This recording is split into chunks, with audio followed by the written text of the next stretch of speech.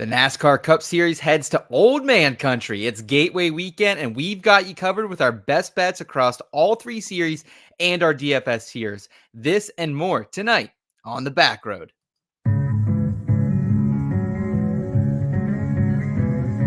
a non-points race, but it is a short race. Checkered flag. That's all this race is. Gateway from the States.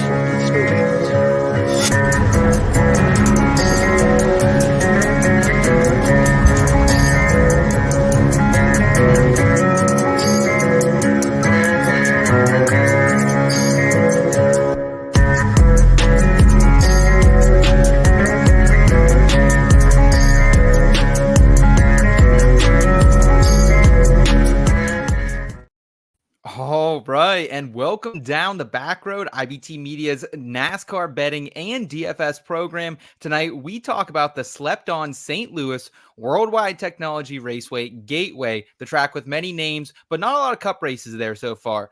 Tonight, we'll do that. We'll react to Charlotte, talk about some big news going around the industry this week, and we'll get you our best bets and our DFS rankings as well. My name is Seth Woolcock, and tonight, I am joined by a shotgunning, gold jacket wearing, NASCAR betting son of a bitch. Find his work on Sirius XM NASCAR, Front Stretch, Stay Golden Pony Boy, Tino Pattigno. Tino, how we doing today, brother?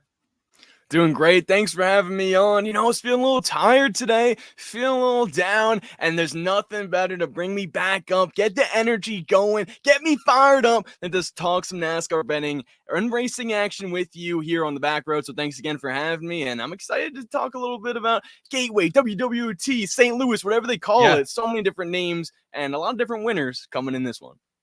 Dude, I'll tell you what, man. I woke up today kind of slow rolling the week a little bit. Like I didn't see a lot out of the books that I was really liking. And then the vibes were picking up as the afternoon was going. I was laying out my card, and I was like, Tino's on tonight. And what happened last time you were on the program? We laid our biggest bet of the season, Ty Gibbs plus 275 to win the All-Star Open. We cashed that. Tino, I don't have a bet that big, but pretty close. I found a hammer in the truck series of all places. So we'll get to that later on. I'm excited to have you in, and also excited to have the IBT family in with us as well. Shout out to them to getting us to 1,000 subscribers here in the last week. We greatly appreciate it, guys. We have a Frank Gore autographed jersey we're going to give away on the IBT podcast on Tuesday night. So if you want to get involved with that, just let us know you're subbed either here in the live chat of the show or in the comments afterwards as well. Just type in subbed and we'll make sure that you're registered over there. I got a good list of our NASCAR people, but want to make sure you guys are involved with that. Tino, I'm ready to go, man, because there was a lot of fuckery last week at Charlotte, dude, between the Coke 600 getting rained out. We had Austin Hill in the Xfinity series just taking people out for no fucking reason. I'm ready to go. I'm ready to get this show under the way. How do you feel about it? Oh, it's great to really be back and hopefully get a full race in, like you mentioned there. I was live in person for the Coke 600 when the Crown Jewel races at Charlotte Motor Speedway. It was awesome to be there and see the fans and the atmosphere and everything that, was going on at that track. And the only bad part was we had 150 laps left to go in the race. And really, I know for me, I didn't pick Christopher Bell to win. So, and some of my other bets that might have hit, could have hit, would have hit, didn't because of that rain out. So, it put a little bit of a damper on the weekend, but overall, that's why I'm excited to get back to hopefully a full race of racing action here. And especially with this season too, right? Like now we're getting to the second half, really, at least of the regular season. And this is a pivotal track, I feel like, because last year Kyle Busch won it, but we could see some drivers that get in the mix that hopefully turn their season around or just keep staying hot here in this one. Yeah, absolutely. Let's take a little bit look further back at Charlotte. Let's dissect it a little bit, lay out the betting cards, how they did, and also break down some news. And then we will get into World Wide Technology Center. But let's kick it off here in the rear view.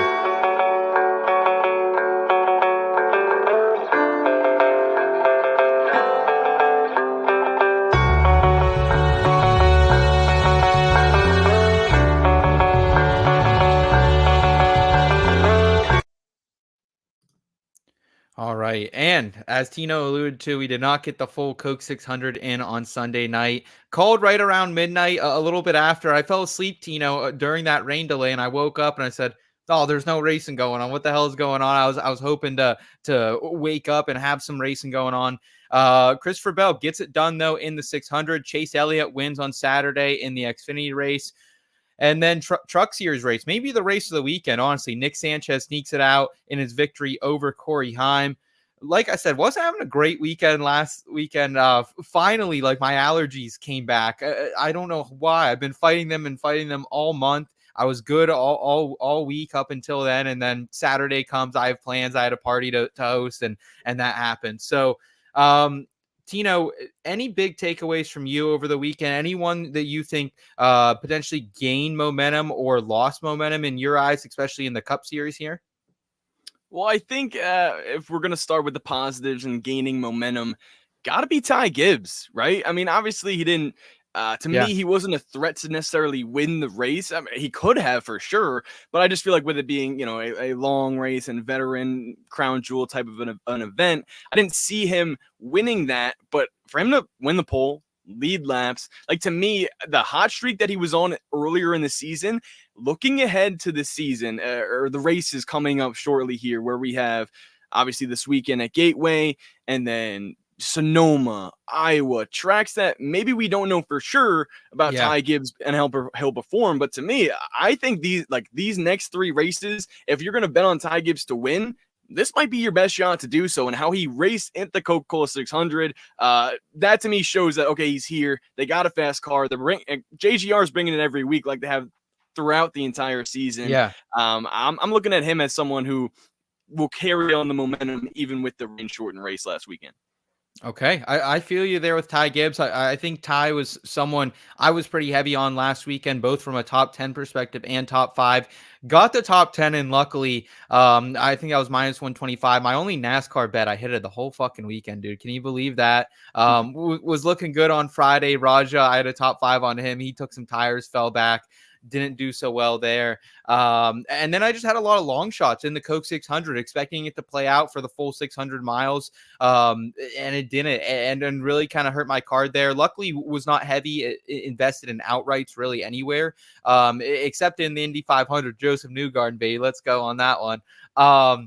I would say also like big weekend for Chase Elliott. He gets the Xfinity win and then a 7th place finish in the 600, shortened albeit, but I think Elliott had a good run. Another good day for Denny Hamlin, him and Brad Keselowski and RFK, like Buescher, if that race played out there, Tino, like were there Buescher bat signals going up in the air down in Charlotte? Because I felt like every time he got in the pits, he was kind of throwing himself back, in trouble. But Buescher and Keselowski, once again, probably the fastest Fords of the day.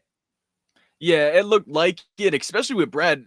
Only like one of the only drivers I saw that was able to contend for the lead with Christopher Bell there in the latter stages of that race. So to me, I think Ford is on the come up right now. RFK, as we mentioned in weeks prior, they've been leading that charge as well, and they continue to do so. I don't see them falling off anytime soon. And I think another thing too that's important to note, like you mentioned, was Chris Buescher and Brad Keselowski. Like those two drivers continue to maintain almost identical cars. Obviously, Buescher wasn't up there leading like Brad was, but if Brad's coming on later in a later run, on a long run, green flag run, I think Buescher will as well. And that's something that's huge to know. They also have like a crazy streak going. I know Brad, he has like 4 top 2 finishes in the last 6 races or something like that. And that's like stuff like that to me is insane.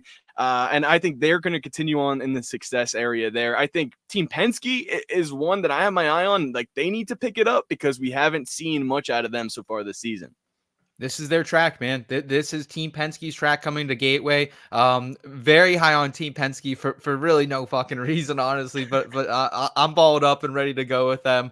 Let's talk about some news around the industry as well that happened this week, Tino. Stewart-Haas Racing going to be closing operations at the end of the 2024 season. I think we all kind of saw this coming. Like, it's not a total shock. We've been hearing the rumors. It started with, hey, a couple of these charters might be for sale. Then it became, hey, they might be selling the whole garage and everything going on over there at SHR. And this, to me, Tino, is what happens when you don't have leaders or when you have absent leaders. Tony's been off the last couple of years doing NHR, like pretty much every single weekend. Gene's always been F1 first and F1 oriented, like he probably has to be realistically.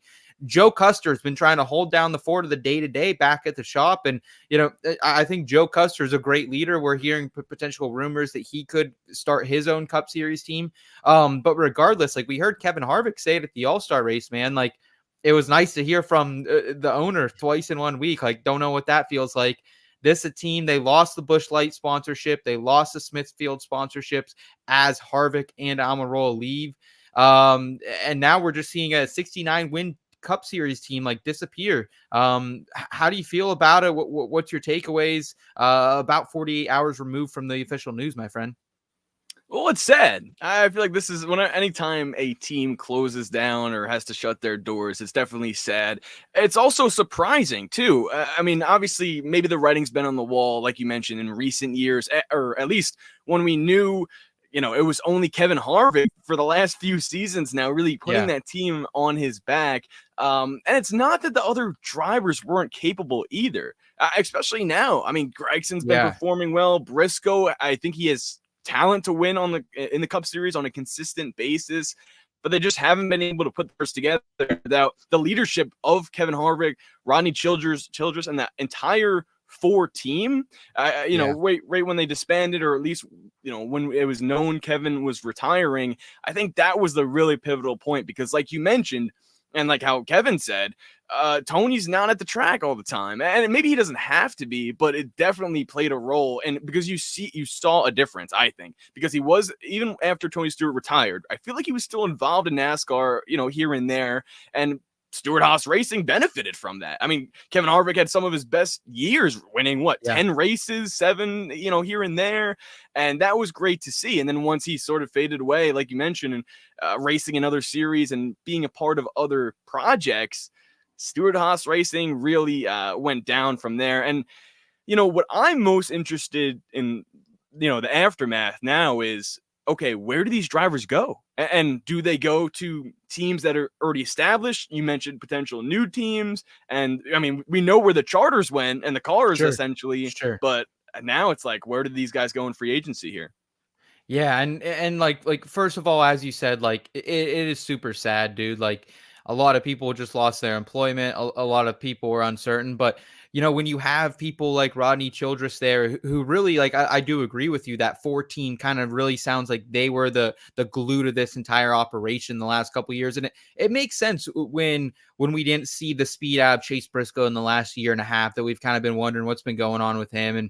And Eric Almirola outside of Martinsville last year didn't really have the upside we were looking for. And it kind of all makes sense now. I feel like we finally have a pretty widened view that everyone's come out and talked about this. But speaking of these drivers, like I wish we could do some future betting on this. And I would say it would almost be minus money that Chase Briscoe probably going to end up with the Wood brothers. They're probably going to can Harrison Burton. He's been asked the last couple of years. Get him out of there. Get Briscoe. He's a Ford man. Keep him. He's going to have a little bit of personal sponsorship money he's going to bring in there with the tractors as well. So I think Briscoe's a great candidate to stay in Ford. What do you think happens with Gragson and Josh Berry? Because to me, they're the two biggest wild cards. They've shown us a lot this season, but where do they land? That's a question mark. Definitely. And I agree there with Briscoe as well. I think that's probably the best fit for him. I just feel like it kind of 21 fits maybe his vibe, so to say, old school racer type deal. And I think that'll definitely benefit that team as well, having Chase Briscoe rather than Harrison Burton.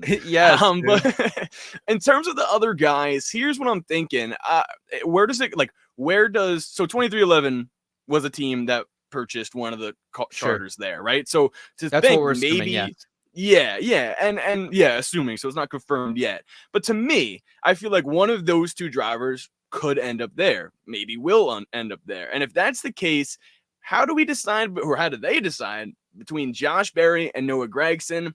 I feel like with how good Josh Berry has been, at least on short tracks, and here's another thing, does Josh Berry bring Rodney with him? Arguably one of the best crew chiefs he's definitely top 3 in the entire series, right? So I think with that pairing, I don't think that's something Denny Hamlin and Michael Jordan's going to pass up on. I think Josh Berry goes to 2311. And I can see Gragson at a front row. I mean, I think he's performed, like, especially with that alliance too that they have with Team Penske. I was going to say, maybe Gregson's performed a little bit better than how front row has, if that makes sense, this so far this season. But really, that might not even be true because Michael McDowell and Todd Gilliland, notching off some surprising top 10 finishes, top 15s consistently every week. So I feel like Gregson front row and Josh Berry 2311 could be the move there.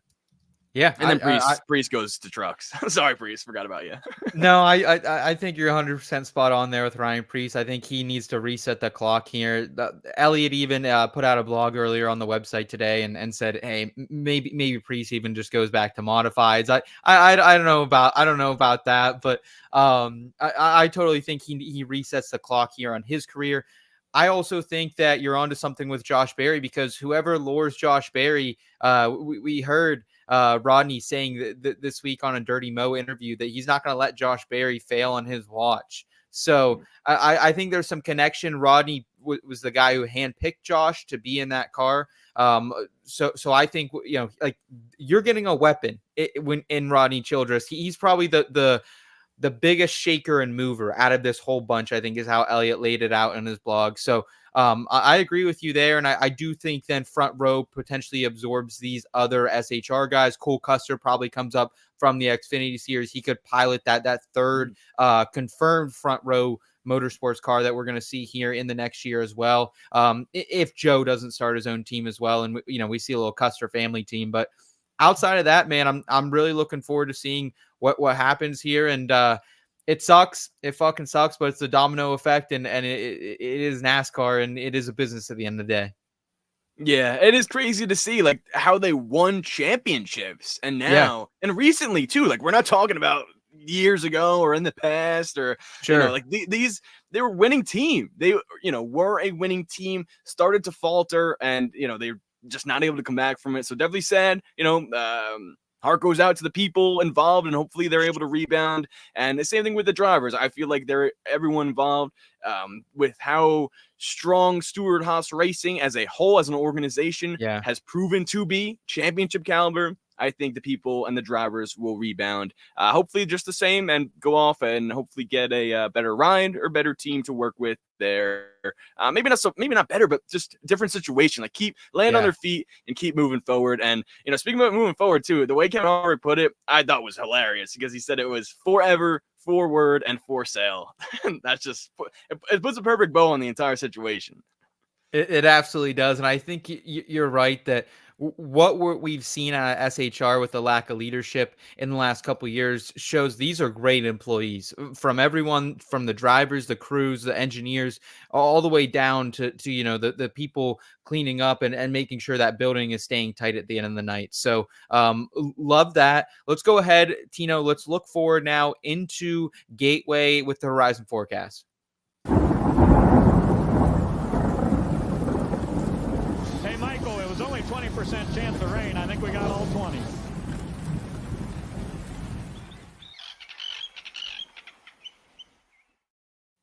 All right, Gateway. This was a fun one to comp this week, man, because it's like a bigger, shorter flat track. Most of these short flat tracks in our comps are about a mile. This is 1.25 miles, so it's a little bit bigger. We can look at some of our tracks that we've been to this year. Richmond and Phoenix are the main ones. You can also look a little bit at New Hampshire from last season as well.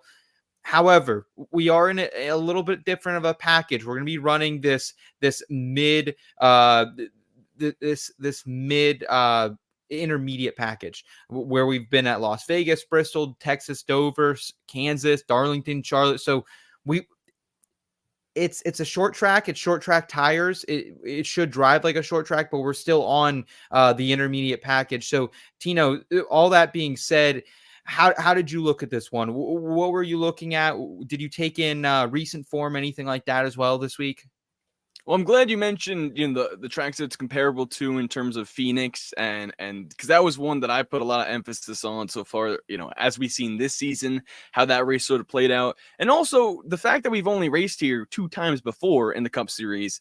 To me, I that was another thing I really focused on, was looking back at those races, seeing who was consistently good in back-to-back races here, because I feel like if with how unique this track is in terms of its new experience being in the Cup Series schedule, Sure. I feel like that is a factor that I'm looking at in terms of, okay, maybe these drivers, if they weren't that good on a intermediate track so far this season, maybe this is like a silver lining for them because they were good at this type of racetrack in terms of the racetrack itself in the past 2 races here. So this could, like, for instance, Joey Logano, right? He's been struggling so far all year. North Wilkesboro, he had trouble, or he won the All-Star race, I mean, but because of that, like, I think now, okay, he's able to look at this track and say, okay, we can use this to our advantage because he's been so fast here. And he's, guys that are able to get back-to-back top 10s or top 5s, I expect them to continue that streak. Yeah, I'm 100% with you there, man. Let's look at some of the schedule for this weekend. It's going to start out here on Friday night, 8:30 p.m. Eastern time is going to be that truck race, and then we're going to get into Saturday, 9:30 a.m. That's going to be your Cup Series practice. So wake up with that. And then also on Saturday, kind of a packed Saturday, really, 1 p.m. Eastern time, the truck race, the Toyota 200. 4:30 p.m. Eastern time, the Xfinity race, Pacific Office Automation 147.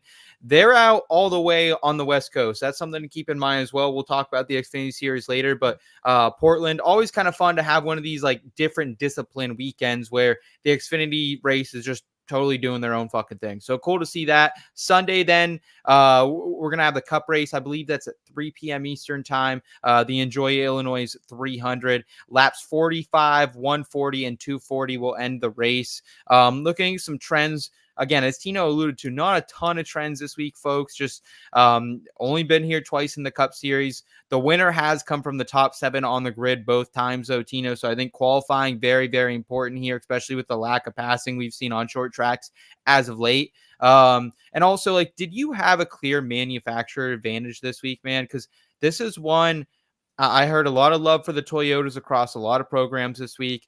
I get it. They were great at Phoenix. They were really good at Richmond as well. But looking at the last 2 years of this track, Toyota's in the top 10 across those 2 races, 6, Chevy 7, Ford 7. So right about even. I think really when you factor in Toyota not having as many cars. Did you find an advantage at all? No, not necessarily. I mean, to me, I sort of saw the same drivers inside the top 10, if that were in the past. So to me, it was, the Denny's, the Larsons, the Kyle Busch, for an example, Joey Logano, Ryan Blaney. Okay. But I just named Ford, Chevy, Toyota. So no real highlight or manufacturer standing out from that standpoint. But I do sort of take into account the Toyota love, right? Those new bodies like we saw earlier this season. But at the same time, that was earlier in the season. Now we're seeing Ford sort of shift. Could this play into their hands when they're getting hot at the right time? So no, honestly, I really feel like it's fair game. And it might be, out of all the races, one of the most open in terms of manufacturer potential to go out and win between all of them. Agreed. We've kind of seen that in the odds as well. We've kind of seen that like Ford is creeping back down to around the plus 230, plus 240 for them to win range, and seen Toyota and Chevy kind of right in that plus 120 to 140 range most of the week as well. Looks like we had Rachel swinging by earlier. So sorry I missed that comment. Good to see you, Rachel. We appreciate you as always over here on the back road. Let's talk about our Asterisk Mark driver of the week here this week, Tino. Brad Keselowski.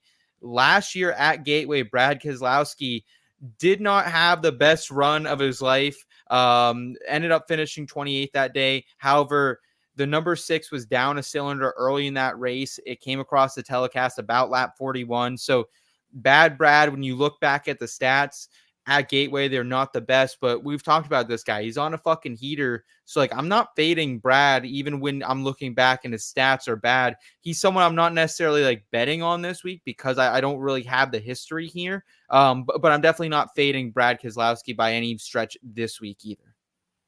I think that's a great way of putting it. I wouldn't bet, maybe bet on him, maybe, fade him or just not even bet, but like I'm not betting against Brad. That's what I'm trying to say. Like how you put it. Like with how hot he's been, if you don't want to bet on him, completely fine, Yeah. understandable with his track record here, literally at this track, but don't bet against him because if he is going to surprise us, be prepared for that. Especially what we saw. I mean, obviously, completely different track, but I did not expect him to have the speed he did have last weekend at Charlotte. So they could just be pumping out fast cars Yeah. and surprising us here at Gateway as well. 100% with you there. Guys, make sure you're checking out ifantasyrace.com if you have not so far. We greatly appreciate their partnership. It's where we get a lot of our data for the week. We greatly appreciate Ryan and everything his staff is doing over there. All right, Tino, let's go ahead. Let's get into the bets. Let's fire it up here with little parking garage props.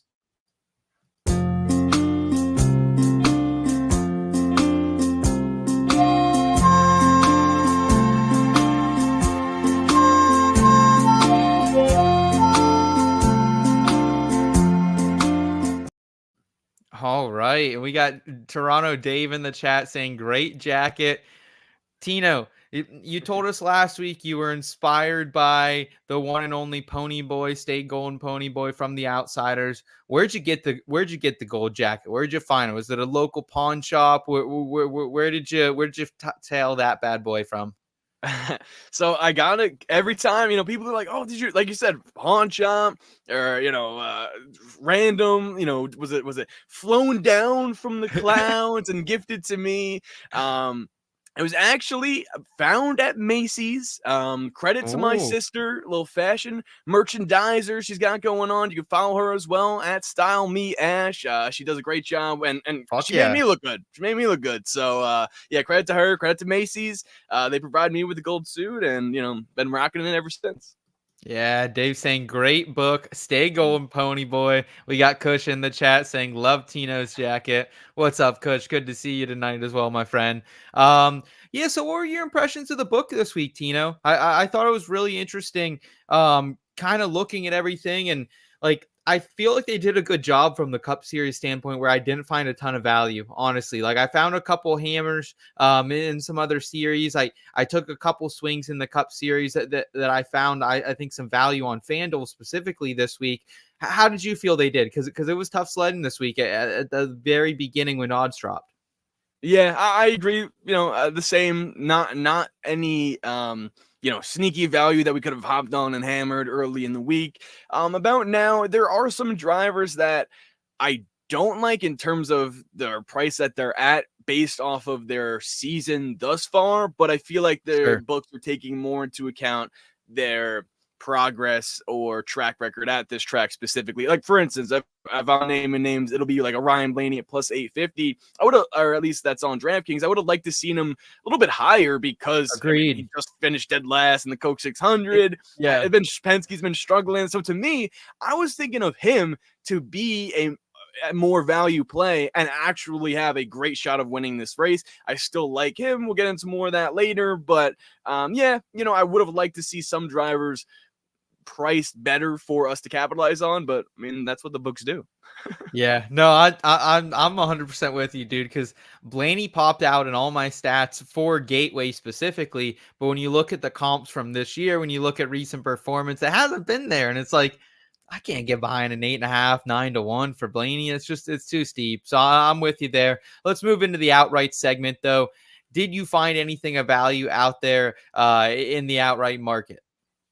Well, I mean, there is one driver standing out to me here, and especially based off the comparable tracks, like you mentioned, Richmond, Phoenix, New Hampshire. I mean, if you say those tracks, the first driver that's going to pop into my mind is Martin Truex Jr. And I know I've been backing him, for a little, I think I've been on him to win the race outright for the last 3 to 4 weeks now, but it's for good reason. He's been there. The Coke 600, he was leading, fell back a little bit, and wasn't able to get back up there. And when the rain came, but to me, for him to be 9-1, at least on DraftKings here, I do like that value for him, especially with how he's been racing so far this season, at least recently, and then the comparable tracks. Like to me, I hear all those things, and Truex is always in a position to win at those tracks. He's been in at least the top 5 here at Gateway, so I think for that price, it's only going to go down. I feel like he's not the best qualifier either, but I could see him qualifying definitely top 10, where they would definitely cut that from 9-1. Maybe you can see it at 7-1 later in the week. If not now, win for Martin Truex Jr. That is my mindset this week, because I'm locked on with you. I went on him 9-1 at Bet Rivers.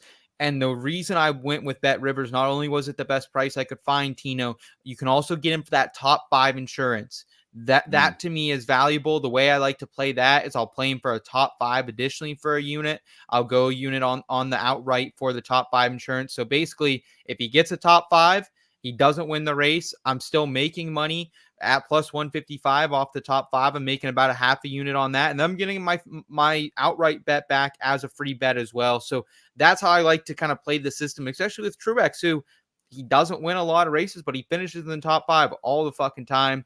Finished 5th and 6th here in the last 2 years, as you said. 4th at Gateway in our next gen total speed rankings from iFantasy Race. Was by far the best car at Richmond as well. Led 228 laps there.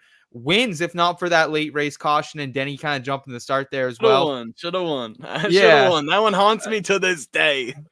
Also led 55 laps at Phoenix, finished 7th there. So both comps, he has consistency. Both races, he might not have the finishes at Gateway, but he's had the fucking speed. Number 1 by a good margin on those 2024 short flag total speed rankings as well. So I like Truex a whole heck of a lot this week. If not now, win. I think we're both there. Anyone else that you found a value that you went down on right now in the outrights, or are you waiting? See, they always want to wait until post practice and qualifying. Not always, but in terms of seeing if I could get more value or seeing how the cars perform. And then normally, at least as of late, the same drivers I had in mind ultimately end up performing well in practice and qualifying. So to me, I think now would be my favorite time. And for instance, I'll talk about Gateway specifically. Last year, I was on Kyle Busch early based off his speed in the first race there. And I was like, I think Kyle Busch can go out, maybe win the pole. And then he was 11. I remember saying it. He was 11-1 early in the week. I was like, we could see that number go down. Maybe he even wins the race. And everything happens exactly like that. So to me, if I'm looking at someone else to mention, I have to go back to Ryan Blaney. I know we don't like that number where it's at right now, but here's my thought process with him. Every time I feel like Ryan Blaney, for instance, maybe he doesn't win the race last weekend, but he definitely would have had a better finish. Top 10, top 5, along those lines. Yep. Yeah. So to me, I think he's a type of driver where if he's like pissed off and mad that he knows he could have had a advantage, he'll go out and win this race. Like I can see that happen. And it happened last year. I believe it was Texas where he got into a wreck and won the following week at Talladega. Maybe I'm off there, but I know I think you're right. I think I'm right too. And so I think that's huge because this could be that type of week for Blaney. So to me, I know we don't like the plus 850 number or wherever it's at around there. And I think that's fair, but I definitely do want to capitalize on the Ryan Blaney type trends that we could see this week.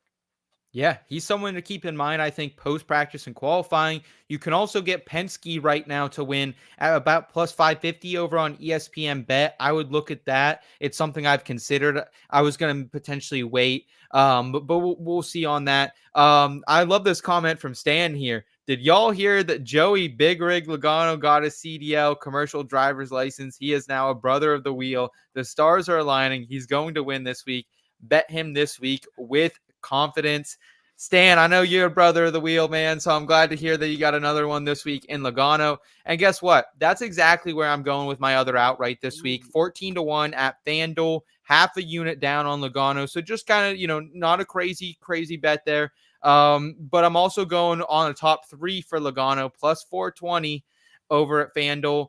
And this is like some arms of the angel shit right here. Like this is all trusting the track and trusting Joey Logano at this style of track, because the momentum right now, it's shaky at best. Like he won the All-Star race 2 weeks ago, but then comes into Charlotte, doesn't have the best run. But I really like what he can do at this track specifically. If we're looking at Gateway, he has an average starting position of 6.5 here. That's number 3 in the next gen total speed rankings as well as far as finishes go. So I think Joey Logano could have some speed here and like talked a little shit on the radio this week. He's ready to, I think, go back it up and was really off at Phoenix. I think that's the one thing that's scaring a lot of people. I brought him up last night on the NASCAR betting preview show. Mark, Brian, a lot of the crew over there wasn't feeling him, Tino. But second at Richmond, which is also one of our closest comp tracks.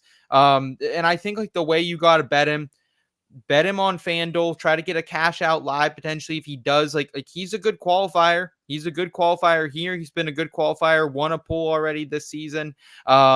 Maybe you can get a cash out in stage 1, then get back in on him. Also, though, keep in mind, he only has 3 top 10s this year. So if you're going to bet him, like just go on the top 3, go on the outright, like go big or go home, I think, with Logano this week. So I'm trusting the track here. Arms of an angel, Tino. Are you backing me? Are you riding in the heavens with me? And Stan as well? Yeah. I'm always riding with you guys for sure. If I'm picking Blaney, I feel the same, if not better or worse, depending on how he qualifies with Logano, especially with how he's raced here. Better he won the first too. one here. Yeah.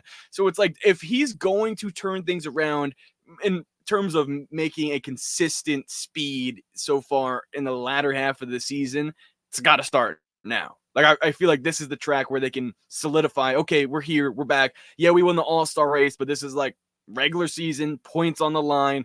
We are going to move forward and get out of that slump that they are in. I did like the number you mentioned. What was it? Plus 550 for both or all 3 Penske drivers, but realistically, the 2 of them.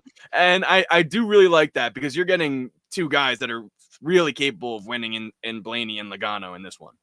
Yeah, we'll see how it plays out this weekend, but it sounds like both of you and I are kind of on the Penske boys here. We like Martin Truex. We're down on him at 9-1 right now as well. And then kind of just perusing. Like, I don't hate Kyle Larson at 7-1, but oh yeah, you got to bet Kyle Larson this week. I'm glad you mentioned that. I didn't know if we were gonna like not talk about him because he's Larson. I'm not betting Larson. Okay, so you are going to bet like.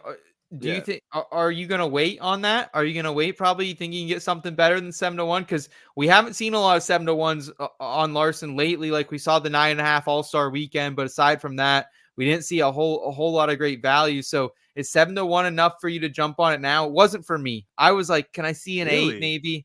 Yeah, really? That's greedy. That's greedy, Seth. Dude, listen. He just doesn't have the fucking. Look, number 9 in the next gen total speed rankings here. Like he doesn't have the finishes, dog. I mean, you could maybe talk me into a top Chevy or maybe a top 5. Like I don't mind top 5 plus 125. His best finish is 4th here. Tino fucking started 22nd and 15. Like I don't know. Okay. You got me back on in terms of, I'll say you're less greedy because now those qualifying efforts could provide us with the value you're looking for. But me hearing that Kyle Larson number with him being Kyle Larson and look, I'll say this. I'm playing the storyline with all this talk about him and the waiver and the not waiver and how he didn't even get to put a lap down last week. I think he's pissed off. I think he did say he was embarrassed. He tweeted out that he showed a lot of emotion in a tweet, more emotion than I've seen out of Kyle Larson since following along with him since he started driving cars. You know, but it's all about talking about Kyle Larson ever since he got into the NASCAR world. And I just feel like with how upset he was and sad and mad that what happened last weekend, he didn't finished well in the Indy 500, and he could have. He didn't even race in the Coke 600. To me, I just feel like he's coming back with a vengeance. I get the qualifying efforts, and I'm glad you mentioned that because I honestly didn't even know that he was not that good there in terms of that speed. But the 4th place finish last year, I feel like he was better than that. I think he was like a 2nd place car, at least up until the last restart. So to me, I could just see Kyle Larson just winning the pole here. Yeah, despite the bad qualifying and just leading every lap, winning all the stages, saying I can get points here. I don't need a waiver, whatever the case may be. That's why I'm liking Kyle Larson for this one. Okay. All right. So add Larson to the card for Tino over there as well. Let's go to placement props here, Tino. Is there anything that you found on drivers we didn't talk about yet? Like I said, I do have MTJ top 5. I'm riding a Bet Rivers plus 155, and then that top 3 for Logano, Arms of an Angel plus 420 over there. FanDuel. What else did you find? Anything from placement props that you're invested in right now or watching? There are a few that I'm going to hop on right now, and that's going to be, first off, a top tenner for Alex Bowman.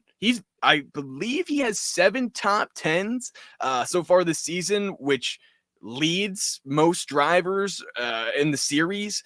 And that's, when I heard that stat, I was surprised because, Yep. I just feel like we haven't heard that much out of him. I know I was on Alex Bowen for a couple races to win outright because his value has been big, because he's, the least performing Hendrick Motorsport car. But with him being as consistent as he has been, looking ahead to Sonoma, which will be next week as well, I think his hot streak will stop there. And I think now we can capitalize on seeing how good he's been so far as of recently.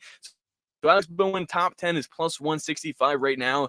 I feel like there's no reason I could see not to take that bet, but obviously, just based off, that's going off of how hot he's been recently in terms of the top 10 speed that car has had.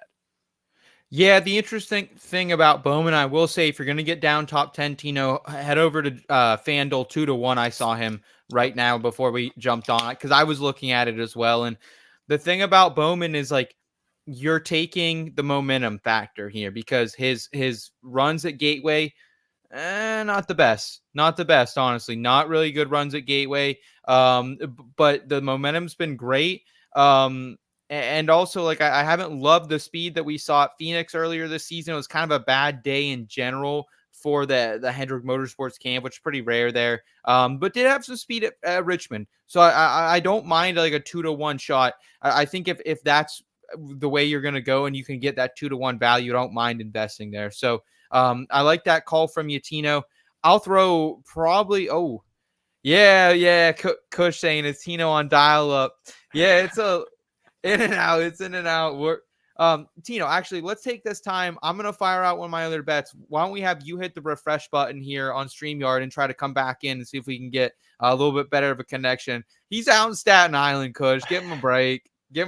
He's out there. So we'll get Tino firing up there. I'll talk about my favorite placement prop of the week. Folks, we're doing it. We're getting McNasty once again. We talked about it last night on the NASCAR betting preview show. At that point, you could get Michael McDowell top 10, 8-1. Now you can get him at FanDuel still 6.5-1, which is still a lot better. Most places you're looking about 5-1, 5.5, 4.5-1 I've seen as well. But I'm going McNasty this week. And I just want to start out with some basic math about Michael McDowell and why these odds are just ludicrous, honestly. Michael McDowell has 4 top 10s in 14 races this season. Michael, that is a 28.6% of the time he's finishing inside the top 10. So about 1 out of every 4. Odds of plus 650, those implied odds are that this a 13% chance of hitting. 28 is way bigger than 13. That represents a little bit of value there. Then you also have to consider, folks, that Michael McDowell has been pretty good at these comp tracks so far this season. Was pretty good at Phoenix, finished 9th, started 8th in that race, and wasn't so great at Richmond. Was back in the 20s for most of the day, never got the track position he wanted or deserved. So about 50% of the time, he's been there on the comps this season as well. And then when you're looking further at Michael McDowell and what has he done here at Gateway specifically, well, he's finished in the top 10 50% of the time. 9th last season. Also led 34 laps in that first race at Gateway. First race at Gateway. First race, one of the earlier races in the next-gen car as well. But he's been a much better qualifier now as well. So I think he could be a top 10 qualifier. You're not going to see 6.5-1. You're not going to see 5-1. So I think you need to be getting invested with Michael McDowell now. No longer the headliner of the news as well. I think Michael McDowell, like, finally kind of getting back out there, like stretching his legs a little bit. SHR kind of taking over the headlines. Him going to Spires kind of shifted into the background a little bit. So I really think Michael McDowell is someone to keep an eye on this weekend. Kush saying in the chat, Michael McDowell's on his team. I mean, why not? Why not have Michael McDowell on your team this week? Tino, you just missed it, but McNasty, top 10, 6.5 to 1 on FanDuel. Been solid here at WWT the last couple of years. Top 10 last year, led 34 laps the year before. He's got some momentum coming in. Your thoughts on McNasty and front row this week? Well, I'm glad that you said that, and appreciate Kush as well for letting me know I got hit refresh. So I hope I'm better now. I really won't know. So you guys will out whenever. We're getting there. And I'll try to fix it. But when I was refreshing, I was looking at more props I had and seeing ones that I could potentially mention.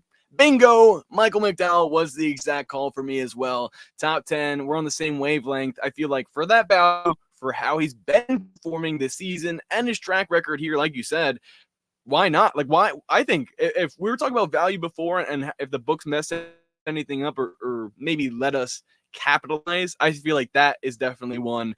And Michael McDowell, top 10 prop, I feel like brings the value in this one because he's been able to get top 10s this season.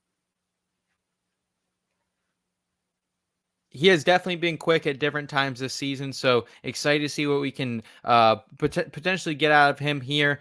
I'm locking in for that top 10, 6.5 to 1 at FanDuel. Tino, is there anything else from the Cup Series that we have not touched on for you that you are eyeing up, whether that's a matchup or a group or some type of special bet? Because I'll be honest, I didn't like the matchups this week. It was really hard for me to get down on something pre-practice and qualifying. Didn't love the special market either. Just not seeing a lot of value in the Cup Series. Those were kind of my 3 or 4 favorite bets that I threw out, and that's all I have for Cup. Do you have anything else that we can give the people? I'm sort of with you in terms of stuff I'm confident in right now to bet on right now. I feel like we hit on a lot of good things as well. The one storyline I am keeping in my eye on, though, would be we talked about Stewart-Haas Racing and them shutting down and everything going on there. I think those drivers are fired up because, I mean, essentially they're racing now to help themselves get a ride for next year. Sure. Chase Briscoe comes to mind for me in this one, whether for maybe that's a top 10 or something along those lines for him. That's just something I have my eye on. And all of the drivers there, realistically, I mean, we saw Josh Berry sneak into a good strong run at the Coke 600 as well. So maybe he can do the same in this one. I would just keep my eye on those type of drivers there. Maybe a Daniel Suarez for a top 10 as well, as he was able to get that last season, and that could present some value. But honestly, like for those things that I am looking out for, probably going to wait until see how they do post-practice and qualifying, just because it is so hit or miss with those types of drivers that we talked about there. Yeah, absolutely. And I actually like Suarez a little bit too, man. I was looking at him and has had really good runs here at WWT. It's just the recent form with Suarez. So I'm with you though. 5 to 1. I think I saw him at FanDuel earlier today. So potential sneaky option. We can see maybe where that number goes over the weekend. But I like the shout out there. Stan throwing this out, and I guess I totally missed that. I don't know if this is available in PA or not. Bowman plus 270 versus Ty Gibbs right now on FanDuel. How do you not bet this? I've never seen that has to be I would think a misprice, honestly, Stan. I'm gonna try to pull it up right now and see if I can get that myself. That is because like Ty Gibbs would be the preferred option here, but Ty Gibbs wasn't even super strong last year. Had a really good run at Phoenix earlier this season, not as strong at Richmond. Ty Gibbs all the way down at 18th in the total speed rankings last year here. Alex Bowman at 13th. Oh man. Is this real life? Stan with the find. I guess so. I will say though, Ty Gibbs does scare me a little bit in this one. I just feel like with the speed that we talked about him earlier, right? The momentum factor's one, but I feel like with the speed that Toyota has brought to the similar tracks, the comparable ones at least that we've talked about, would you see Ty Gibbs be in the mix? Like if he's fast, he's going to be a top 5 car, I feel like. And Bowman I see as a back half top 10.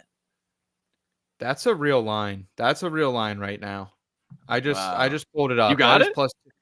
It's available. I'm gonna be like plus 270 is a crazy. I do agree with you that Ty Gibbs should be favored here, but that has to be a mispriced, Tino. I've never seen a matchup that big of a difference. Like I've seen, like I think last year I maybe hit like a Gragson versus someone like a really strong car on like an offshore, like maybe like plus 250 or something crazy. But aside from that, it's really hard to get plus 270. This is why we do this program, folks, right there.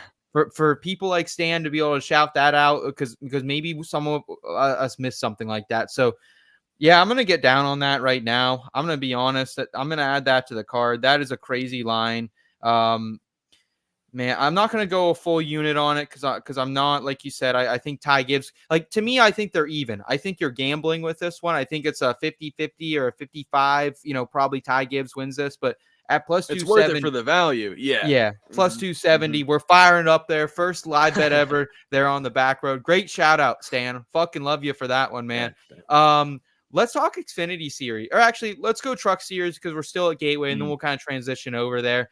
So I woke up today not expecting to lay an absolute hammer down in the truck series. I did it though.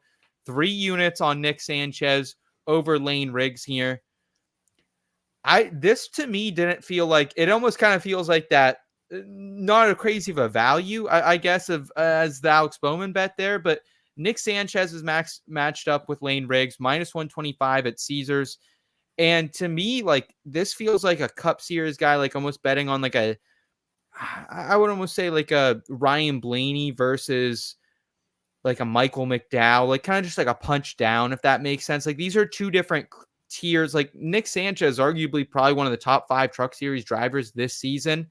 And I think the one tough thing about betting on the truck series this week that we should just disclaimer out for everyone, Tino, is like there's no true comps to Gateway that we've seen in truck so far this season. Like they didn't race on Phoenix, they didn't race at Richmond, so we don't have any true comps there. However, Nick Sanchez, just a straight fucking burner lately here in the truck series. 6 straight top 7 finishes. That includes 4 top 5s. 1 last week at Charlotte, very impressive. 7th at North Wilkesboro, which I would almost call the closest comp that we have in the truck series so far, kind of a shorter flat track. And then last season in this race for Nick Sanchez as well, Tino, 8th place. 8th at Richmond when we saw him in the fall, 10th at Phoenix in that shit show of the championship. Lane Riggs, to me, been one of the bigger disappointments of the season. Has the top 3 at North Wilkesboro. But outside of that, average finish the last 6 races, 19.3. Sanchez is 8.3. Like, this is a huge swing. For minus 125, I'll pay all the fucking juice. 3 units. Like, this is my bet of the week. I'm honestly confused because I'm looking at the odds here as well, right? Lane Riggs 12-1 to win it. Nicholas Sanchez 14-1, and I don't understand, like why. I even looked back. He has never raced here in the truck. He's never raced here in the Cars Tour even. I don't know why Lane Riggs is so like. It's probably something that I'm going to hear on the NASCAR betting preview show, that their trucks edition later this week, or the NASCAR gambling podcast and their truck series.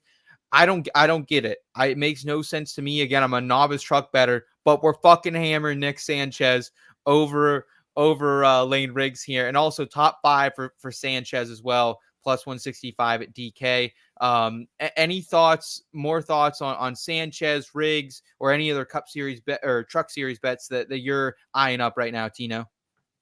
Not too many. I'm not the biggest truck bettor, I will say, for the people out there. But in terms of, I will say I did my research on Lane Riggs, because for that North Wilkesboro race that they did have, I bet on him to win that one, and he got a top 3 in it. So I was really looking back to see how he's been doing last season, this season. He was just a driver I was profiling. So to your point there, he's been struggling this season, and he is a short track type of driver. So, and he's getting full time in the trucks, like all these things combined for him. I'm not saying it's like maybe his season could be better for sure, but for him, I just don't see why he's so highly priced. Like expect like at 12-1, and especially like, okay, so here's my question to you: does Nicholas Sanchez go back to back, or will it be a Heim time versus Eckes type of race again? Because I feel like if it's not, a Sanchez or maybe a Taylor Gray or any of the, like any of those type of drivers,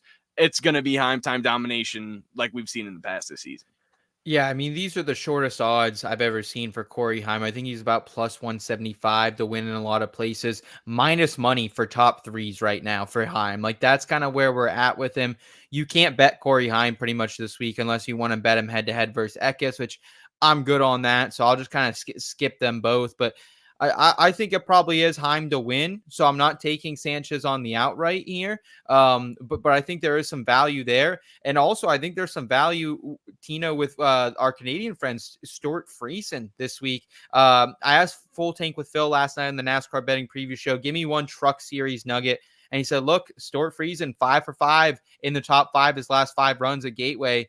Stuart Friesen, another guy coming off a heater of a run at Charlotte, his best finish of the season, second place runner up, finished P10 at North Wilkesboro. He's 2-0 in that stretch against a guy you just mentioned, Taylor Gray, and also 3-0 against Taylor Gray here. I found Stuart Friesen plus 100 at Caesars over Taylor Gray. I like that. I'm also going to go about 0.6 of a unit, so not crazy with it, but maybe he can keep that top 5 streak alive, plus 225 for our Canadian brother in there. Yeah, I feel like I was tuning into that point too when our guy Phil said that, and I'm trusting Phil for sure. So whatever Phil says, I'm going with in terms of the Truck Series. And I could see this type of race, being like that and having, Friesen coming back and getting a strong finish in that one. So, it's going to be interesting to see, like you mentioned, with the trucks, because with them not having a comparable track necessarily that they've raced at so far this season, to see how the guys do at this, one is going to be interesting in this race. Agreed with you there. Kush saying, in reference to Stan saying, this is a Colorado line. My house smells like Colorado. Yeah, I plead the fifth on that one. That's all I'll say, Kush. That's all I'll say. I don't know how my house is smelling either right now. Speaking of funky, fun smells, Xfinity Series heading to Portland. Well, one of the homes of cannabis as it is out there, man. And I think this is always a fun race. It's in the afternoons, 4:30 p.m. Eastern time is when this one gets going, Tino. So you can kind of like, I struggle with the 1 o'clock races for Xfinity. It's like, I kind of want to get into my day. I love the night races as well, just from a vibe perspective. So excited to see it out here in Portland. But god damn, do these books make it hard on us to bet on this race this weekend. I was willing to just unload the wallet on SVG. Like when books open, I was like, what can I get him on? Can I do a 4-unit bet on SVG? But I can't, looking at AJ Allmendinger's track record, and that the fact they're both like plus 200, plus 250, like max is what you're going to get value for him right now. Like, you can't really bet on Xfinity, at least for outrights for me, like on those top 2 guys. Did you find value anywhere in the Xfinity Series? Because I do have 2 bets that I like a lot, but not as many as I liked. I was hoping to unload here, and I'm just going heavy units on the 2 I like. Yeah, I feel like with what we've seen too in terms of SVG and Allmendinger's cars, the way that they've been prepared, at least that we saw at COTA, right? Those 2 guys were 1-2. And the only reason why one of them was in second was because it was so hard to pass the other one that was in first. So I completely agree there. Like, I want to bet on either one of them to win, but with that value being so low and the hectic, chaos that could happen in the Xfinity Series on restarts, especially, late in the race and everything like that, and on road courses too. That's what I was going to say there. Like, I just feel like anyone always just bombs it in there, and then one of the guys that were leading gets taken out. So I can see either one of them winning, but for me, betting wise, I'm going to stay away there. You asked me about value though, and this one's tough for me because Parker Kligerman at 14-1, I want to say is value, but he just hasn't won. He's never gotten the job done. And I feel like every road course we go to, he has a good shot at it. Like, he's racing top 5, but ultimately just doesn't either finish there and obviously doesn't get the win, as he hasn't yet so far. So to me, he would be a driver I'm looking at to bet on outright, but he's let us down in the past. Yeah, I'm with you there. I saw a lot of love in the community this week for Parker Kligerman. He tore my heart out at Talladega. I was all in on him and just got really, really burned with him. So I don't mind that call. And like, I think there are some values to be shot down the board. Bob in the chat. What's up, Bob? Good to see you, man. saying he likes Mayer 10-1 in Xfinity.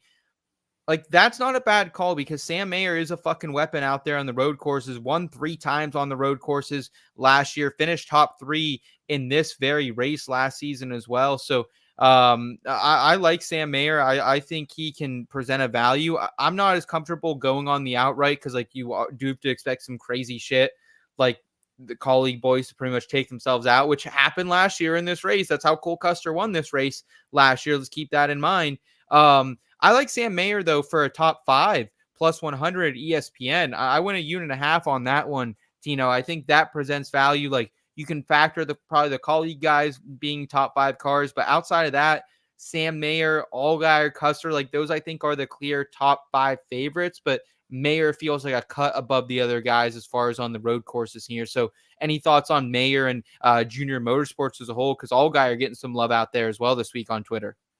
Yeah, we definitely can't forget about them. I think we'll say that, especially with how good Sam Mayer has been.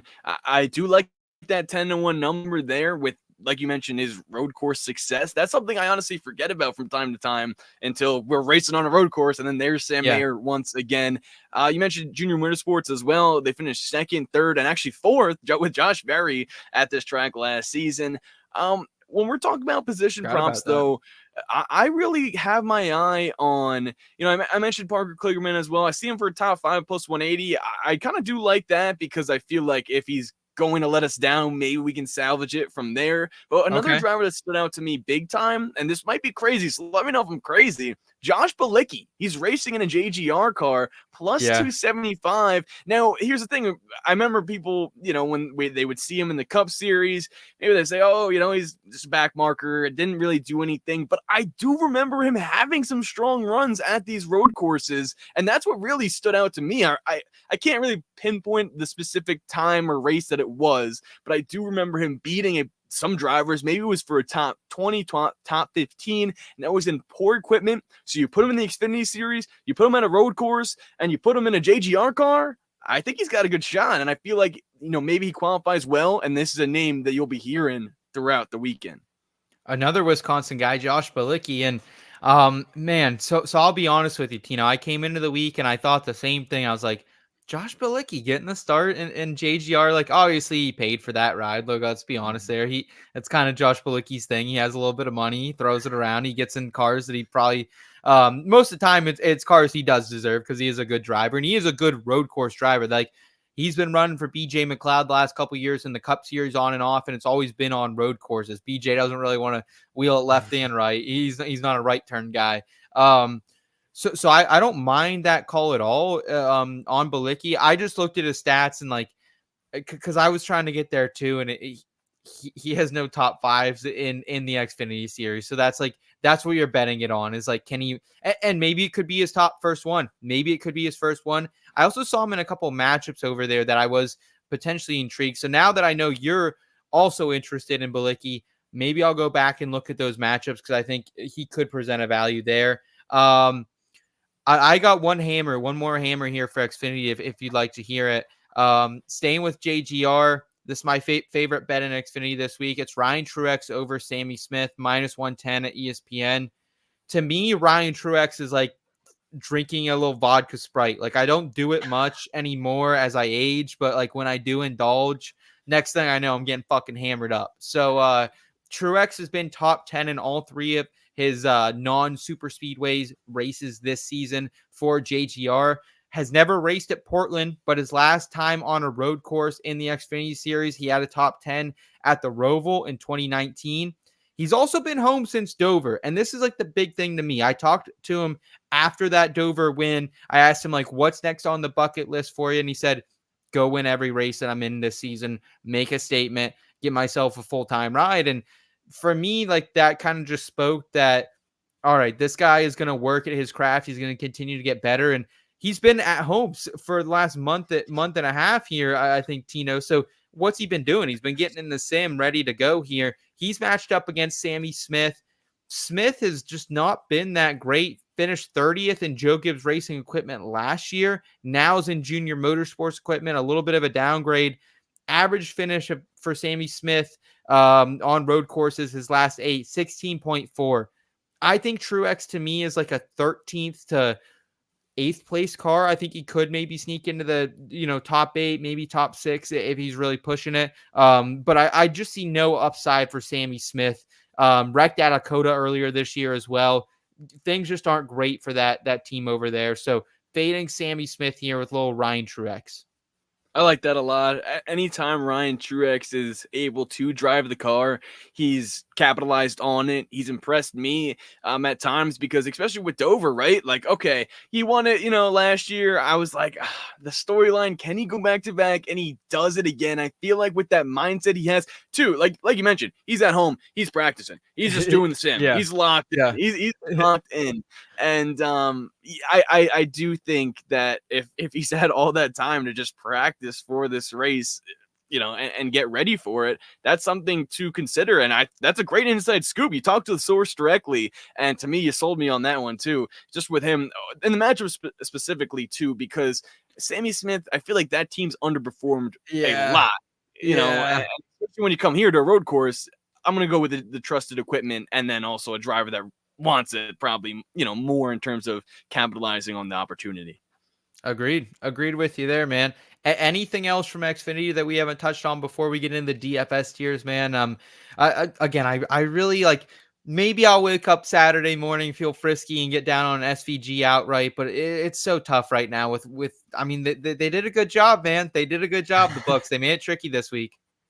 Yeah, no, I'm glad you went back to that, because it is like anytime SVG's racing, which is every week, but in terms of a road course, I want to bet on him because he's SVG and he's just that good. The same thing with Allmendinger, but for them to be that low, I just can't do it. Like you said, just can't do it. It's good to think about him, and maybe for like a live bet or something if he gets back in traffic, if they offer that. But yeah, it's just with the chaos that ensues in all of these road course races. You mentioned it last year, right? They took each other out.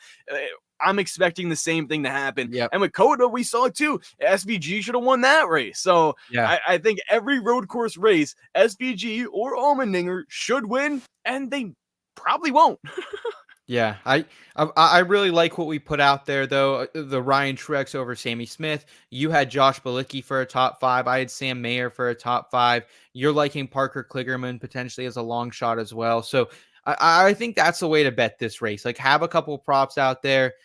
Maybe see what happens live if you can get on one of these ringers to potentially fall out and get on them live. But that's basically it from us from a betting perspective tonight, guys. We're going to go ahead and round out the show now with a little bit of tire tiers and rank some DFS plays for you.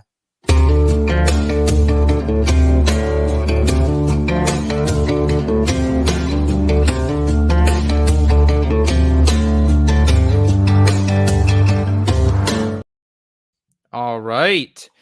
We're going to get into our DFS tiers. We're looking at Fantrax and DraftKings pricing.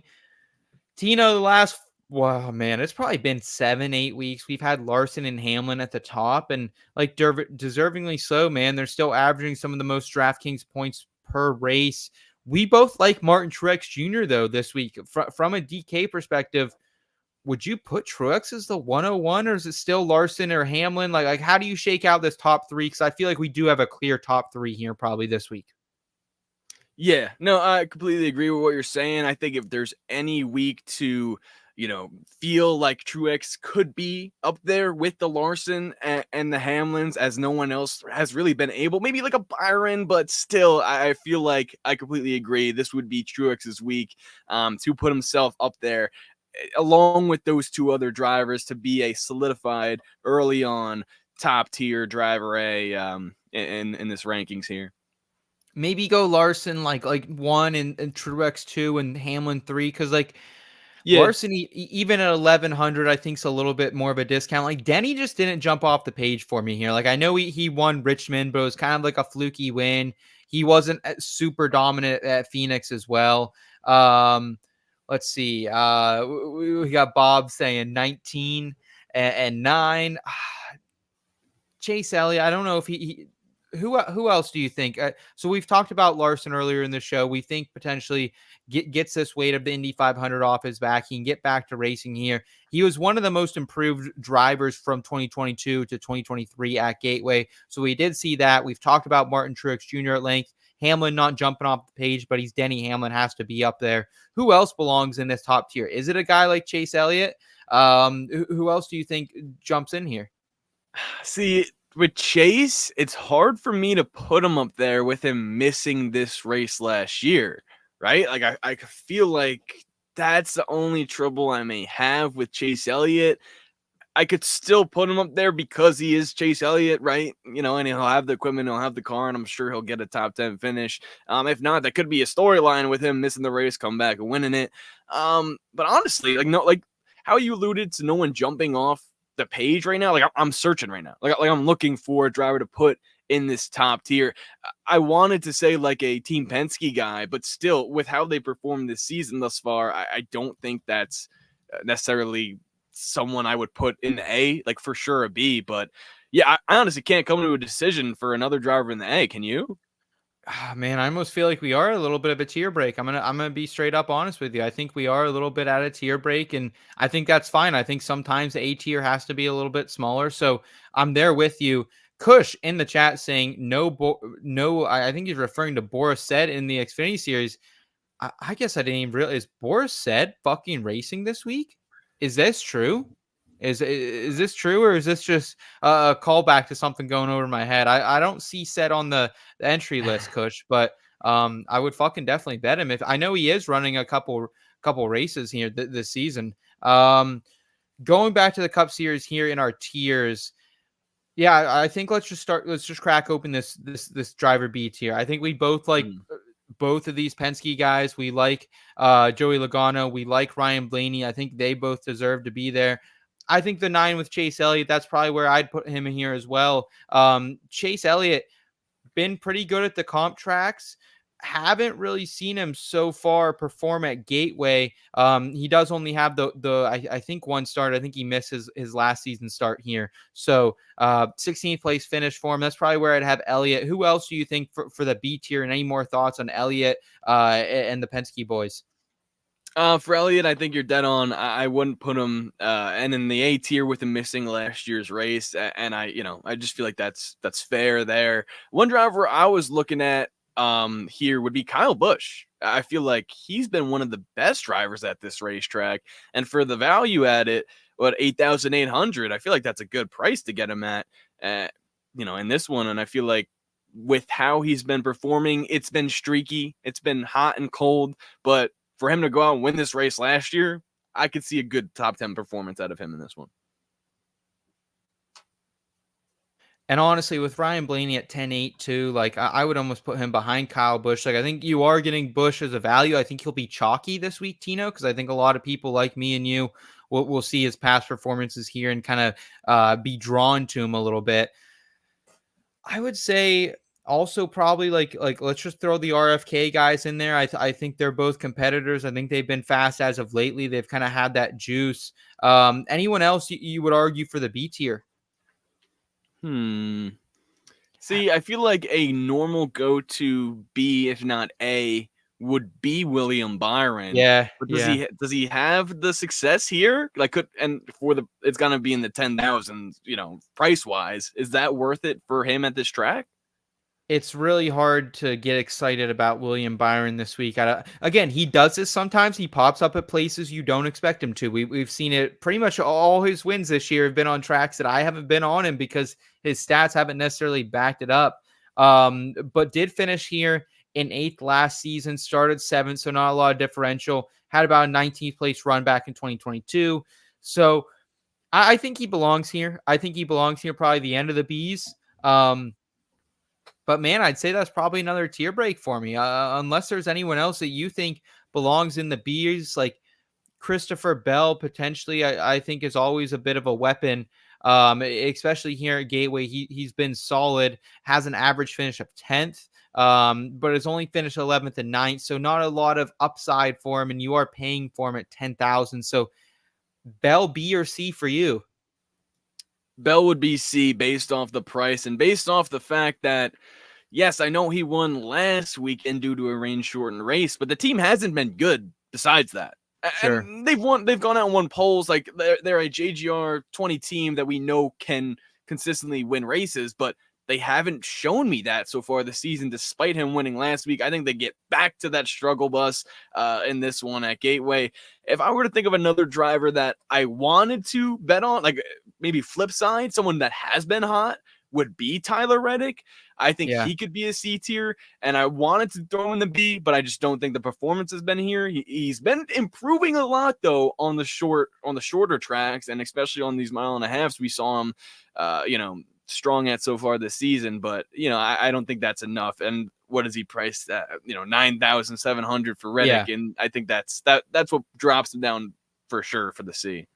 Yeah, I'm right there with you on Reddick. I think I like him even a bit more than Bell, just for that little bit of a discount. And he has had a lot of speed as of late as well. There aren't many tracks that you go to and said, hey, where is the speed from Tyler Reddick? It's just the finishes.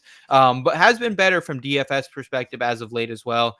I'm gonna dip down. I'm gonna throw Michael McDowell on the board. We talked about him earlier in the betting card. 6,500. That's a huge fucking value. Like Ryan Preece is at 6,700. Also right above that, and maybe it can be a high D, low C. Daniel Suarez. We've talked about Suarez's success on this track. Doesn't have a ton of momentum coming into this race, but I think Daniel Suarez at 6,900 also a bit of a value as well. Where would you put him, Tino? Yeah, I completely agree. I think with the value that he is bringing, like I'm surprised by that McDowell price. Honestly, Yeah, I think that's like same sort of thing with Suarez. I'm not as surprised, but like you said, I feel like he can go out and have a strong run in this one. So I think with that being said, they could probably both be C's just based off the price alone. But McDowell, I mean, why? For me, someone who's not that heavy of a DFS type of player or person here, what do you think they're like missing on McDowell in this one? Like, why are they giving him that type of price when he is a capable driver and has had, success here in the past? yeah. It seems like almost like Michael McDowell's price, it will inflate at road courses, it'll inflate a little bit at super speedways, but always kind of a disrespected guy from a DFS perspective. And he's always, a guy at least at some of these tracks that he's good at, like Gateway here, like the Phoenixes of the world. You have to take your shots on Michael McDowell. He could be optimal there. I think also probably like high D, a guy I don't like to fuck with a lot, but has had good runs here, had the 5th total speed ranking, actually won a stage here in 2022. It's Austin Cindric. I think Austin Cindric could be a sneaky little value. We're high on these Penske boys. We haven't seen it out of Cindric, but 6,200, like that's really cheap right now. That's really, really cheap. That's bottom of the barrel for Austin Cindric. I'll put him in D's. Also, where do you think these SHR guys go? Like, where could you make the argument? Like Barry, I think you could make the argument for C just because we've seen it some of these shorter flat tracks this season from him. Briscoe, though, I don't know. I just don't know how I feel about these guys. We've also seen Gragson have a lot of speed at places like Phoenix. He had a top 10 there.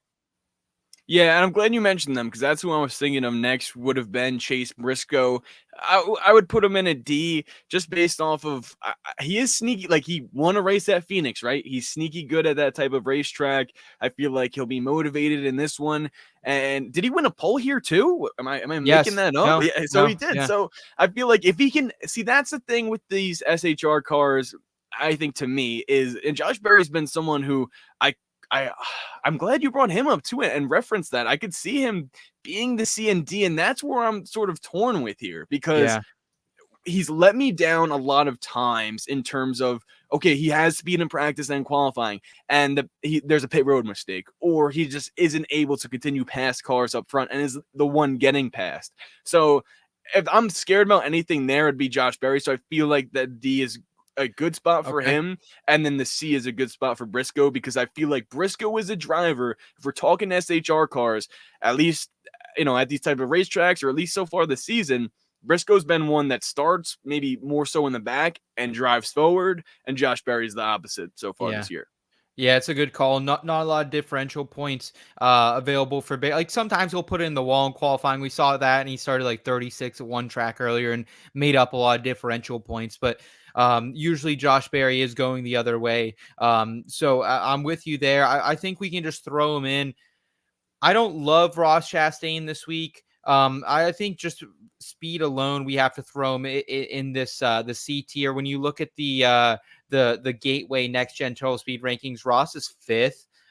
Just it's expensive to pay for a guy right now who just hasn't been performing. Tino, like Ross has honestly been a pretty big disappointment this season. 8,200 for my guy. I'm repping the koozie tonight. I love you, Ross. We appreciate you, bud, but I think you're a C tier here for me. Thoughts on Ross and anyone else or that you think we should belong in the C tier, or we just box that out and go to the D's? In terms of the C's, I think Ross is a good guy to close. Well, we have Ty Gibbs and yeah, Bowman. I was just Ty Gibbs was the driver that caught my eye. I feel like Ty Gibbs has got to go in the C because I can see him being sneaky good at this track just based off of how much speed he's had. So I would go C for Ty Gibbs for sure. And then you're thinking Bowman too? I think that number. I think with the number 8,000. Yeah. I think like you pointed out, man, Bowman's not sexy. No one's gonna be on him this week because his Gateway stats are fucking shit. But with Bowman as well, like he has a lot of top 10s, man. He's sneaky good. He's going to be low rostered. So I would maybe put him at the end of the C tier there. Let's crack open these D's a little more. We have Josh Berry and Austin Cindric kind of headlining this tier. God, it gets really gross really quick after those guys. Anyone else? Bubba Wallace. We don't have Bubba. Wow, actually, we slept on Bubba Wallace. Bubba Wallace should be definitely ranked. I think 7,800. I think he's a bit of a value this week. Thoughts on Bubba Wallace? Hasn't had the best history here at this track, but been okay at the short flats. Had a lot of speed at Richmond. Yeah, I think that's fair to say. And with the equipment that he is in as well, the Toyotas have been strong so far this season. I would put, I think that's a fair spot for him there. Maybe I would go up. I would go behind, if we're being extra specific, probably right there. I like that. Because I was going to say behind Ty Gibbs for sure. And then with the speed Briscoe has had here, and you mentioned it too, like the place differential, I feel like that's where the SHR cars really make up a lot of their ground throughout the weekends for sure. Okay. All right. Who else for D, dude? It's getting pretty tough sledding out here. Honestly, looking at some of these stats for these guys, like Justin Haley has been a weapon as of late from a DFS perspective. I've really liked what he's kind of shown us. However, it's Rick Ware equipment. Whoa. Hey, I know it's Rick Ware, but it's the new Rick Ware. It's the Justin Haley Rick Ware. I'm not saying put him on the board, but I'm saying he's my underdog in terms of whenever my buddy Sam Hall, he takes a picture, he sends me the list. Oh, who am I DFS in this week? And it's always like, the Todd, it's the guys in the back. He needs a guy that can make up ground. And I'm always saying Justin Haley. So I'm just sticking up for my guy here right now. I feel like Justin Haley is the guy that can start in the back and just survive. He's just gritty. And I like Justin Haley in terms of what he's been able to do so far this season. Like you said, he is a DFS dog this year. Yeah, always outkicking his coverage, man. Always outkicking his coverage, just like me and my girlfriend. I outkicked my coverage there, bro. But like average finish of 15th for Justin Haley, 16th and a 14th here. He's been running well. I think Justin Haley belongs here. Bob pointing it out in the chat as well a couple minutes ago. And the 38, I think Bob's right on it there. But we like Michael McDowell. Todd Gillen necessarily doesn't have the stats to back up, playing him necessarily aggressively here, but does have an average finish of 18.5. So I think you could get after Gillen. Let's drop down to the Fs though. We can throw a couple shitters here on the board. God, man, like where do you even put Legacy's been dog shit. They've been so bad this year. I don't think I can rank. I don't want to play John Hunter Nemechek anymore. Eric Jones did have a top 10 here at one point. So Eric Jones, he's coming off the back injury, has had pretty good runs here. I guess Eric Jones maybe F for Eric Jones just because of the back discount. Yeah, for sure. Well, he doesn't have a top 10 so far this season, unless he's gotten one recently. But I remember that stat when I was looking for him at Talladega to come through. Ultimately, when he did get that back injury, unfortunately. One driver I have though that I don't want to put an F. I feel like he might be a D. Ricky Stenhouse Jr. He's a sneaky Yeah. driver at this track. I heard a stat. I believe he was he was racing inside the top 10 here last year before getting taken out Yeah. by Austin Cindric and Austin Dillon beef. And I think he was just like a top 5 average, speed, or no, top 15, sorry, average speed at this type of racetrack, or at this track specifically in the last 2 years. And that was something that, and when we're talking betting before, he was like a plus 2,000 guy for a top 10. And that was something I was thinking about mentioning as well, where it was, obviously, he did not show the speed I wanted him to at the Coke 600, but here at a No. track where he Yeah. has been Yeah. fast, I feel like he's got a good shot at it, because he's still I mean, I would assume he's still motivated with him being in the spotlight against Kyle Busch, a couple weeks ago. Yeah, I was on Ricky hard last week for a top 10 and like took a super long shot outright on him, just thinking, hey, maybe things shake out. And he had really good stats at Charlotte, kind of just let me down a little bit. So I think I'm a little biased on that. But I think he does belong in the D's there. I'll put Carson Hocevar here in the F's, just out of a sign of respect. Kids, he's another guy. Went on for a top 10 last week. Didn't come out to fruition with not running the full race, but finished about 21st last week. This was actually his first Cup Series start, I believe, last year. Was at Gateway. Let me double check that. Yeah. Finished 36 in that race, started 26, so not the best day, but I think he can improve. At least he's seen this track. We can at least say that for him. Anyone else, we'll throw Hemrick on the board, I guess, just because he's so cheap, 5,300. Anyone else you can even make the fucking case for to be ranked here? No. I mean, maybe Corey LaJoy. Yeah. I think that would be fair to at least rank him. To me, I would feel satisfied with Corey LaJoy as the last guy in the F tier. But hey, I'll also say this. Last year I was on Corey LaJoy for a top 10 heavily because he got the equipment he was looking for in the 9 car, filling in for Chase Elliott, and he good point. completely let us down there. So, that one kind of hurt.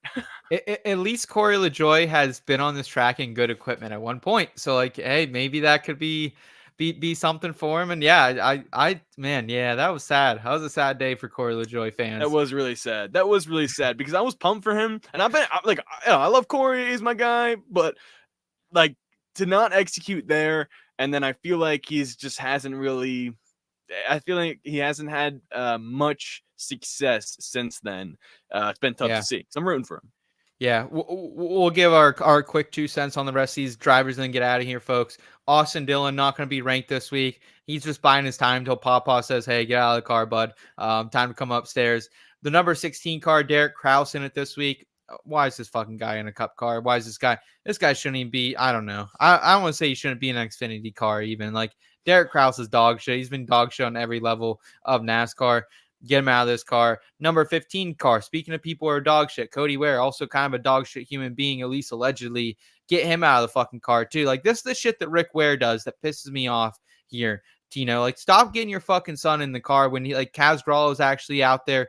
Like, Kaz Gralla had a pretty good run last week. Like, let's be honest. Kaz was looking nice. So fuck Rick Ware. Fuck Cody Ware.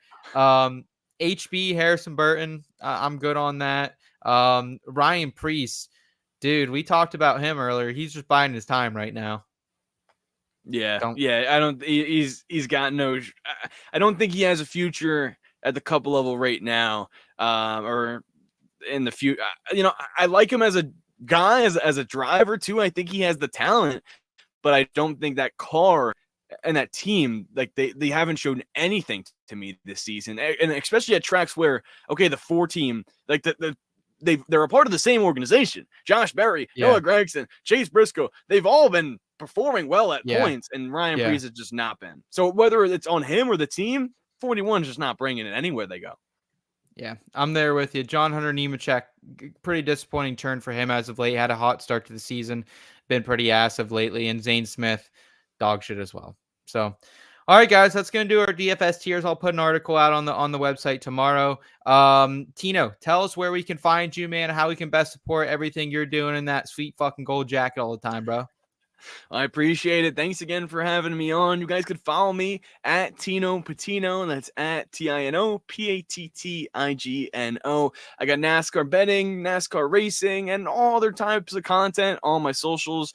There, you can tune into SiriusXM NASCAR Radio tomorrow morning. I'll have a best bet segment. You know, some of the stuff we talked about here, maybe some of the odds change as well. So be sure to tune in for that. I go live with them on some Sundays for race day as well. There, I'm on Sports Wrap, which is another betting NASCAR show. I'm the NASCAR insider for there, and you know, anything I do for in between media as well. You guys gotta tune in. Whether it's I wrote an article for the Trucks one week, hopped on the show a couple of times, so always you know, looking to do stuff there with Seth and everyone that does a great job with them. And yeah, you know, just tune in, follow me where you can on those places. Oh, Front Stretch as well, the Through the Gears podcast. Can't forget about that. I'll be making that after this show tonight. So it'll be a late night for me. But I'll just be continuing talking about the best bets and getting you guys locked in for the race this weekend.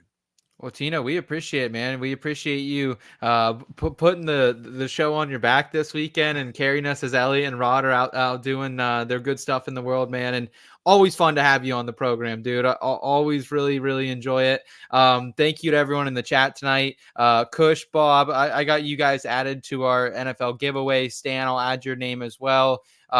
Dave, I saw you hanging out with us here. Rachel earlier as well. If you guys are subscribed to the channel, let us know in the next 30 seconds that you're subbed, and we'll get you in that Frank Gore autograph jersey giveaway we're going to do on Tuesday night on the IBT podcast. Easiest way to support us, and you guys already do so much, but thank you guys as well for getting us over 1,000 subscribers. Easiest way to support us, give this video a thumbs up if you enjoyed us. Let us know what you didn't enjoy as well. If we threw out some dog shit stuff, just tell us in the comments. Please sound off. Like, those are some of the funniest comments. I'll get up the next day sometimes, Tino, will be like, fuck Michael McDowell. Oh, geez. All right. Well, this guy wouldn't. So let us know. I'm sure we got some stuff wrong tonight as well. So let us know in the comments what we did wrong, how we can better improve. Thank you guys. Subscribe if you are new, and hey, we'll catch you next time. Until then, have a great weekend. Be safe. Enjoy the summertime weather. It's summer, baby. We'll catch you next time down the back road. Thanks, y'all.